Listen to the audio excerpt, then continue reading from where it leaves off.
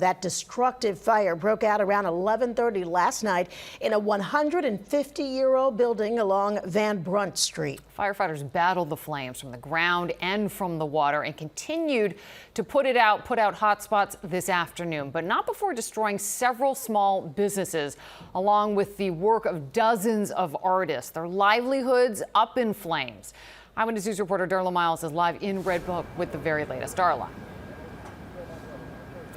Good evening, Liz and Sandra. Those artists have been kind of wandering around this neighborhood, walking rather around the neighborhood, really devastated about the possibility of what they're going to see inside of this warehouse. As you mentioned, they are still putting out hot spots. And when you think about a warehouse fire, this structure so massive, so hot, this is a multi-day operation it will take to make sure that everything is safe and that the fire is under control. But we did see the roof collapse, the fourth floor collapse. They're still fighting hot spots, so it's still too early to even find out how this thing started. I'm looking at mine, right now the flame, as I said, didn't go through the wall. So I'm waiting to see the damage of the water. Drone video released by the FDNY showing the scope of the monster overnight warehouse fire in Red Hook, Brooklyn. A fire that started right next door to the third floor woodworking studio where Christopher Bailey has been making custom furniture for more than 20 years. How did you come to learn that it started right next to yours? Because I walked here and then I saw what was happening, and it was very clear there was one very hot spot that was burning. The 5-alarm blaze breaking out just after 11:30 Wednesday evening. The building, built in 1870 and constructed mostly of heavy timber, fueling this massive inferno. The FDNY docking Marine 9 in the rear of the building, a 140-foot vessel with the capacity to pump 50,000 gallons of water per minute. I was notified at 5 o'clock this morning that a fire broke out on the third floor.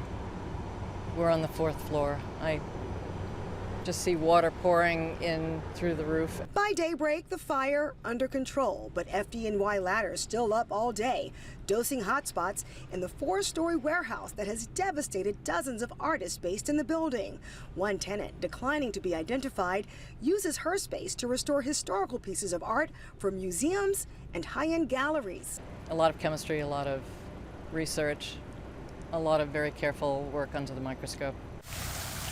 And Eyewitness News obtaining this glimpse of the heartbreaking destruction inside of the warehouse, where Red Hook Studios 2025, a showcase of more than 150 artists, is scheduled to take place in October. We're kind of trying to rally the neighborhood. It kind of reminds me of the disaster from Sandy, where all the artists and all the businesses are like reaching out. They already started their 2 crowdsourcing things started already.